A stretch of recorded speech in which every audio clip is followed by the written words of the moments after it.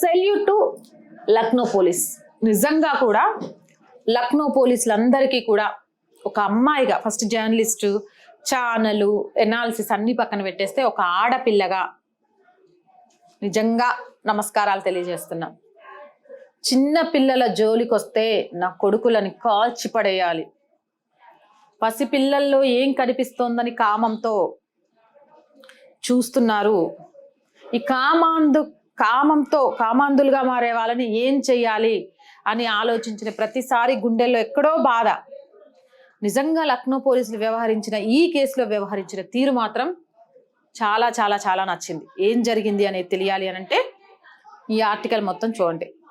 శుక్రవారం తెల్లవారుజామున రాష్ట్ర రాజధాని లక్నో శివార్లలోని దేవీఖేడ్ ప్రాంతంలోని షుగర్ కేన్ ఇన్స్టిట్యూట్ సమీపంలో జరిగిన ఎన్కౌంటర్లో నిందితుడు దీపక్ వర్మను లక్నో పోలీసులు పట్టుకొని మట్టుబెట్టారు.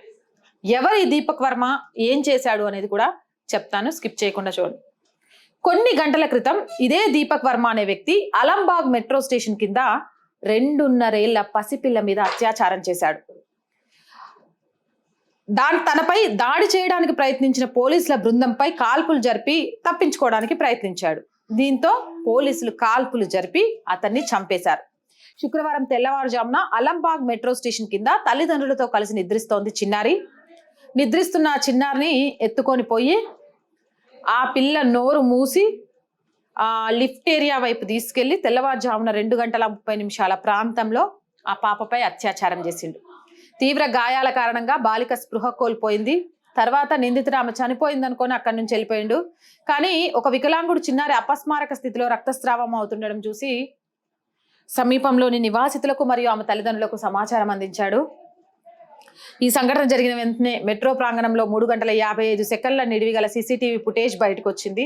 దీపక్ తెల్లటి హోండా యాక్టివాలో వచ్చి లిఫ్ట్ బటన్ నొక్కి ఆ తర్వాత ఆ అమ్మాయిని తీసుకెళ్లడానికి రోడ్డు దాటుతున్నట్టు అందులో కనిపించింది. అతను ఆమెను ఎత్తుకొని దాడి జరిగిన లిఫ్ట్ వైపు వెనకకు తీసుకెళ్లాడు. నిందితులు దాడి చేయడానికి ముందు ఆ ప్రదేశాన్ని అనేక సార్లు పర్యవేక్షిస్తూ పరిస్థితిని అంచనా వేసినట్లు సీసీటీవీ ఫుటేజ్ లో కూడా బయటపడింది. బాధితురాలిని మొదట లోక్బంధు ఆసుపత్రికి తరలించారు. కానీ తర్వాత ఆమె గాయాల తీవ్రత కారణంగా కింగ్ జార్జ్ మెడికల్ యూనివర్సిటీకి రిఫర్ చేశారు.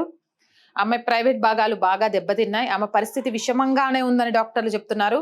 ట్రామా సెంటర్లో ప్లాస్టిక్ సర్జరీ కూడా జరుగుతుంది. ఆ Deepak Varma scooter registration number ఆధారంగా అతన్ని గుర్తించారు. నేరం జరిగిన 5 కిలోమీటర్ల దూరంలో విఐపి రోడ్లోని షుగర్ కేన్ ఇన్స్టిట్యూట్ లో ఫోన్ లొకేషన్ గుర్తించబడింది. అక్కడికి వెళ్తే పోలీసుల మీద ఎదురుదాడికి ప్రయత్నించాడు. ఈ నేపథ్యంలో అతన్ని కాల్చేశారు.